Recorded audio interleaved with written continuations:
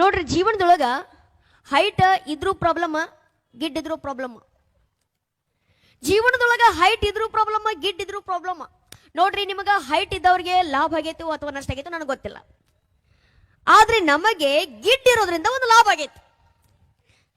ಅದು ಏನು ಲಾಭ ಆಗೈತಿಪ್ಪ ಅಂದ್ರೆ ನಮ್ದು ಎಲ್ಲೇ ಹೋದ್ರೂ ಖರ್ಚು ಕಡಿಮೆ ಇರ್ತದ. ಎಲ್ಲೇ ಹೋದ್ರೂ ಖರ್ಚು ಕಡಿಮೆ ನಮ್ದು. ಅದು ಹೆಂಗಂದ್ರೆ ನೋಡ್ರಿ, ನೀವು ಬಟ್ಟೆ ಹೊಲಿಸ್ಬೇಕಾದ್ರೆ ಏನ್ ಮಾಡ್ತೀರಿ, 2 metre pant piece 2 piece cut ಮಾಡಿಸ್ಬಿಡ್ತೀರಿ.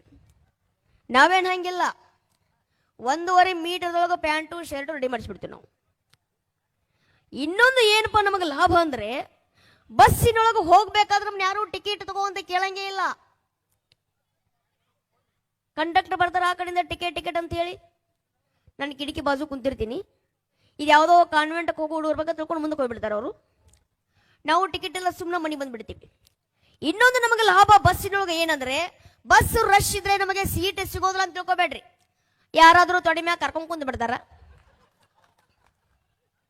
ಅಯ್ಯಪ್ಪಿ ಒಬ್ಬ ಬಂದಿ, ಯಾರು ಬಂದಿಲ್ಲ, ಹಂಗೆಲ್ಲ ನಿಂತ್ಕೋಬಾರ್ದು ಅಂತ ಕರ್ಕೊಂಡು ಕುಂತ್ ಬಿಡ್ತಾರೆ. ಹಿಂಗೆ ನಮ್ಮ ಮೇಲೆ ನಾವೇ ಹಾಸ್ಯವನ್ನು ಮಾಡ್ಕೊಳ್ಬಹುದು. ಹಿಂಗೆ ಒಂದು ಘಟನೆ ಆಯ್ತು. ಮನೆಯೊಳಗ ಪರ್ಸ್ ಬಿಟ್ಟು ಬಂದ್ಬಿಟ್ಟಿದ್ದೆ ನಾನು. ಪರ್ಸ್ ಬಿಟ್ಟು ಬಂದಿದ್ದೆ. ಬಸ್ ಎಕ್ಸ್ಪ್ರೆಸ್ ಬಸ್ ಅದು ಅಲ್ಲಿ ಸ್ಟೇಜ್ ಇರಲಿಲ್ಲ, ಸ್ಟಾಪ್ ಇರಲಿಲ್ಲ. ಬಾಜು ಒಬ್ರು ಅಕ್ಕೋರ್ ಕುಂತಿದ್ರು. ಅಕ್ಕೋರ್ನ ರಿಕ್ವೆಸ್ಟ್ ಮಾಡ್ಕೊಂದಿನ, ಅಕ್ಕೋರ ನೀವು ನಮಗೆ ತಾಯಿ ಇದ್ದಂಗ ಹೆಂಗಾದ್ರೂ ಮಾಡಿ ಕಂಡಕ್ಟರ್ ಕಡೆಯಿಂದ ಬಚಾವ್ ಮಾಡ್ರಿ ಅಂದನ. ಅವ್ರು ಅವಾಗ ಅಂದ್ರು, ಯಪ್ಪ ನನ್ನ ಮಗ ಇದ್ದಂಗ ಅಂತ ಬಾಜು ಕರ್ಕೊಂಡು ಕುಂತ್ಬಿಟ್ರು. ಇನ್ನು ಮಗು ಅಂತೇಳಿ ನಾನು ಬಿಂಬಿಸ್ಬೇಕಾಗಿತ್ತು. ಅವಾಗ ನಾ ಏನು ಕಂಡಕ್ಟರ್ ಹತ್ರ ಬರ್ತಿದ್ದಂಗ ನಾ ಏನು ಮಾಡಿದಂದ್ರೆ